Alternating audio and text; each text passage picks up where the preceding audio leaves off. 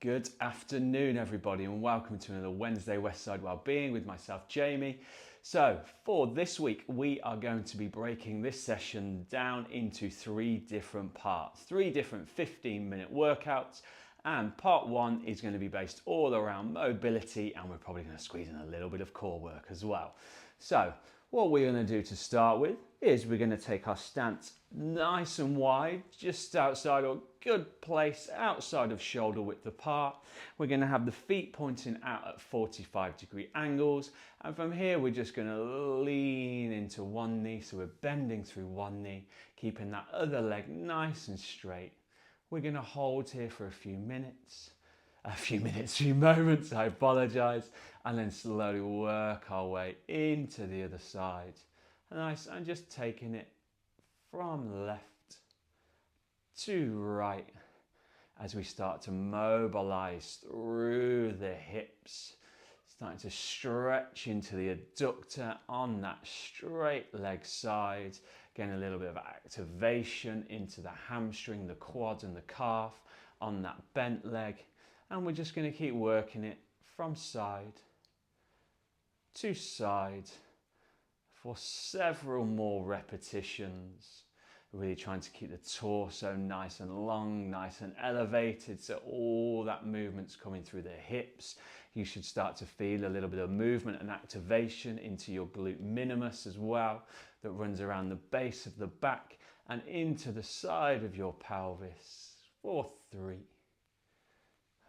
4, 2, and 4, 1. Lovely stuff. We're going to come back into center. We're going to hold this stance, and what we're going to do is we're going to pitch forward at the hips. So think about pushing your glutes straight back behind you, keeping that torso nice and level, and just find that range where you can feel that stretch into the adductors on the inside of the thighs and into your hamstrings slightly.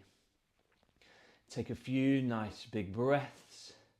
And when you're set and ready to, on an exhale, really pitch that forward, torso forward that little bit more, trying to keep it as straight as we can, just so we start to stretch that little bit deeper into the hamstrings and the adductors. From here, feel free to bring the hands down onto the floor and carefully start to walk those out in front of you, but still trying to keep the soles of the feet nice and flat on the floor. So we're really just lengthening through that spine, taking the pressure away through the spine, but just holding in that split stance stretch position. From here, we're going to walk the hands out that little bit further. And what I want you to do is then slowly start to walk your way all the way back in, using the fingertips. We're going to elevate ourselves up, pitch the hips forward, and just carefully lean into the back slightly. So just to get that contraction into the center of the spine, but not too far that we're putting too much pressure through the lumbar. And we're going to bring it forward. From here, we're going to turn the toes in, bring that stance back into that neutral position.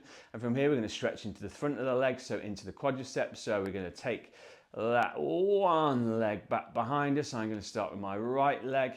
And again, just find that balance point. You might want to take the arm out nice and wide. You might need to utilize a wall or a chair, or possibly the person that you're doing this mobility session with, just so you can find that balance. And when you're set and ready, I want you to squeeze that heel that little bit deeper back into the glute. So we're really stretching through the hip flexor down into that quad muscle. Lovely stuff. And we're just going to hold. 4, 3, 2, and 1. Nice, we'll release that leg. We're going to switch it into the other side. So I'm going to take my left leg, bring that heel in towards that glute, find that balance point, try and keep the torso nice and long, nice and central and balanced through the hips. And then when you're ready, we're going to squeeze that heel that little bit deeper into the glute. Again, really stretching into the hip flexor, into the quad, and we're just going to hold 4, 3, 2, and 1. Nice, relaxing there. So from here, we're going to work into the hips still. So we're going to start to take them in that rotation. And just work within that range that feels comfortable for yourself. We don't need to take it too big. And again, just working and mobilizing through the hips, just working through that rotation point. So we're rotating through all the parts of those hip joints. And we're going to start to take it back in that opposite direction. And again, just find that range that works for yourself. And we're just going to go 4, 3, 4, 2, and 4, 1. Lovely stuff. Make sure you've got a little bit of water on board with you today, so feel free to take some water on board if you wish to.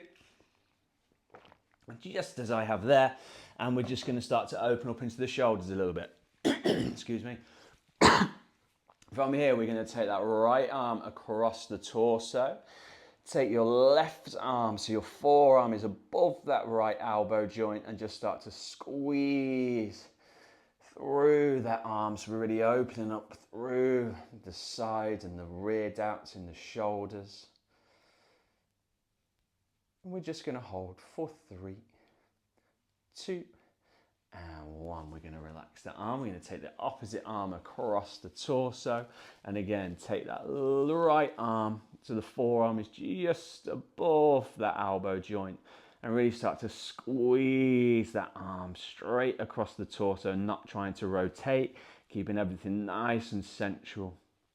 So we can open up into that shoulder joint. Lovely stuff. We're going to open it out. We're going to bring the arms out to the torso. And what I want you to do is take that hand line so it's back behind the shoulder line. So really open up into the chest and to the front of the shoulders, so into those front delts. Really think about trying to squeeze the shoulder blades together. So we're really getting some activation into your rear delts, your scapula, your rhomboids, top of the lats, a little bit of the traps. There's a lot going on back there. And then we're going to rotate the hands, slowly pitch forward at the torso. Allow the hands to meet. Feel free to interlock the fingers if you wish to, but find that range that works for you. And we're just going to fold forward the torso and then really squeeze those arms back behind you. So we're really working into that rotator cuff through the shoulder. Again, if interlocking the fingers feels a little bit too much, take hold of one thumb and then just squeeze the hands back. 4, 3, 2, and 1. Lovely stuff. We're going to release their hands. We're going to bring them all the way up and over their head. Carefully lean back into the torso. Bring the arms out nice and wide. Lower yourself all the way down. And then wrap the arms round to the back of the shoulders. So as far as you can, give yourself a nice squeeze. And from here, we're just going to start to sway from side to side. So just working through the hips a little bit. This is also going to work into our knee joints, working across that lateral rotation point. Allow the head to hang nice and loose. So we're taking the tension out of the neck.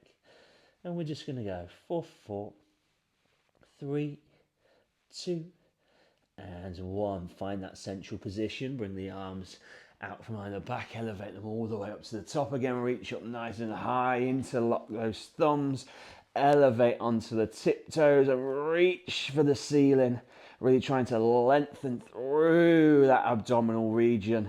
So we're stretching into the abdominals, take the arms back behind you slightly and release. Give the arms a little shake, just so we can work through those shoulders. Should feel a little bit looser by now. Lovely stuff. So from here, what we are going to do, we're going to work into the hip mobility, but we really get some activation into your hamstrings and glutes. So we're going to bring it down onto the knees. You're going to sit back onto the heels. And all I want you to do from here is elevate up onto the knees and contract and squeeze into your glutes. And then just continue that movement. So we're really starting to mobilize into the hamstrings, but not putting too much stress or tension through them. And again, squeezing into the glutes, so we're getting that glute activation, which is really going to help with building through that core strength, as the glutes is where the core starts. Obviously, if anyone wants to flatten the feet out, and from here, take those hips that little bit deeper, right onto the heels, and then elevate all the way through and squeeze into the glutes. This was going to give you a little bit more range of movement, a little bit more work into the hamstrings. You also might start to feel it into your quad muscles, but it's a really good way to work into that knee joint and starting to activate through the ligaments and tendons without putting too much stress on them. And ultimately, as you elevate and squeeze into the glutes, you feel like your hips are pushing forward slightly from that glute activation. We're just going to go for 2 more. 4, 2, and 4, 1. Lovely stuff. So from here, what we're going to do is we're going to take the right leg out in front of us. We're going to bring the fingertips down onto the floor, either side of the leg. And from here, we're just going to stay in this position for a moment so we can just stretch through the hamstring into the calf. And if you wish to, take the right hand onto the foot and just start to squeeze the toes and stretch through the base of the foot. So we're getting that extra stretch into the hamstring and into the calf, but we're really opening up through the sole of the foot as well.